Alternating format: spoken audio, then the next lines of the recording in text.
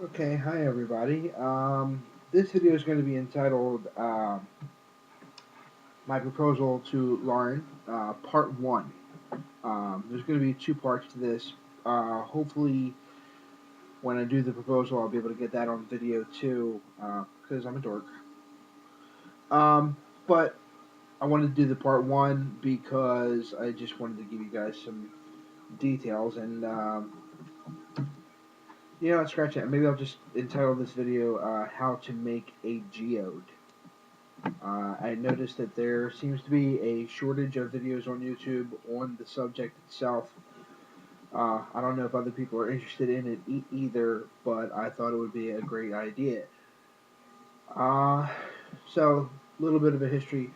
Um, for a long time, my girlfriend has been in love with stones, healing stones, the chakra, um, and everything else involved with that. We've purchased uh, geodes in the past and broke them open and really loved the effect, and it was just really exciting. So when I um, got down to it and bought a ring for her, I said, you know what, it's got to be special, and I was racking my brain trying to figure out things to do. So I decided to make a geode. Um, and the more I thought about it, the more I realized it's actually pretty simple to make. I think if any of you want to try this at home, I don't think you'll have any problems at all. You just need a few things. First and foremost, uh, joint compound. This is all-purpose sheetrock joint compound. You can get this at any hardware store. I bought this at Home Depot in particular. Didn't cost all that much, maybe 10 pounds or so. To be perfectly honest with you, I wish they had a smaller container because I really actually didn't wind up needing all that much, but you can never have too much of this stuff at home anyway. Um, what else did I need? Uh, anyway, the reason that I decided to use the joint compound is texture. I wanted it hard enough that way she can just take a good whack at it with a hammer and not have to worry about the contents breaking all over the place. Because obviously it's a ring. It's you don't want that, seriously. Um, there are other methods that you could have used. Um, I thought about using quickcrete cement, which I decided would be a very bad idea because, again, texture. As you're all aware, you think of cement, you think of your sidewalk. It's hard as hell.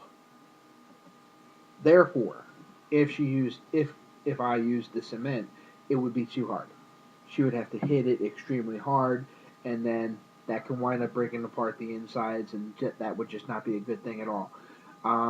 My older brother Ken suggested also plaster of Paris, which is a good thing. I've never worked with it before, but just the way I'm thinking about it, again, texture. If I apply it, I imagine it would kind of have like a shattering effect, which I don't want at all. Like, just my goal is to have the geode, and what I always envisioned with it is for it to be a solid mass, and then when you whack it, it breaks into two parts. There, inside of one of the parts, would be the ring. It's perfect. It's a geode. You expect a rare stone to be inside the geode, okay? So here's what I did. Uh, Obviously, you don't want to do any damages to the inside of your house. So what I did was I just, honestly, you know what? All I did was um, cut up a brown paper bag. That's my placemat right there. No fuss, no muss. Everything's taken care of. Uh, what I also did, and this is very important. Obviously, when you're making geode, you don't want to um, just create a ball and just put the ring in there. That's just flat out stupid. Don't do that, seriously. If you want to put something else in there, fine. I made another ball before what I'm working on now. Hold on for a second.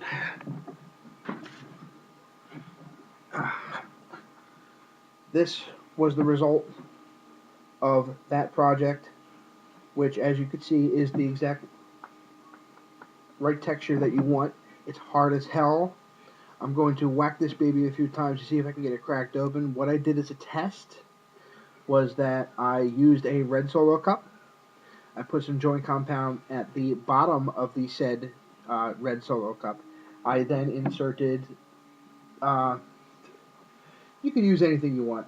I grabbed a extra little battery because that's what I had laying around the house. Apparently I don't have that much junk lying around the house as much as this place is junky. Um, so I put that in there right in the center. Then I covered that with more joint compound and I let it sit.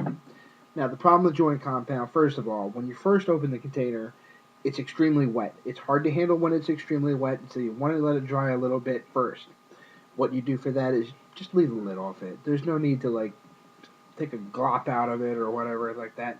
Come on. Now, the ball itself did take, I want to say, about 3 weeks to dry fully. Because like I said, it's a solid mass. It takes forever. The outside's going to dry first, get a little bit hard, then the inside is going to dry. Okay? This thing is ready to go. I could drop it. It's ready to go. Okay? So all I got to do is whack this baby and see how it turns out. I think it's not. I don't think I'm going to have a problem at all. So, with that being said, my test / failure, I decided to get the effect that I want. I need to have something that I can either cut in half or is already in 2 halves. That way I get the effect that I want, that it comes into, again, 2 halves. So what I decided to do was to buy some tennis balls. Tennis balls are very easy to use.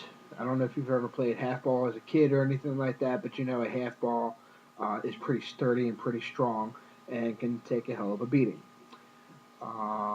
So, with that being said, I bought a tennis ball. I cut it in half. Now, what I did, needless to say, was that I put the joint compound on the outside of the halves, which you can see here. Okay.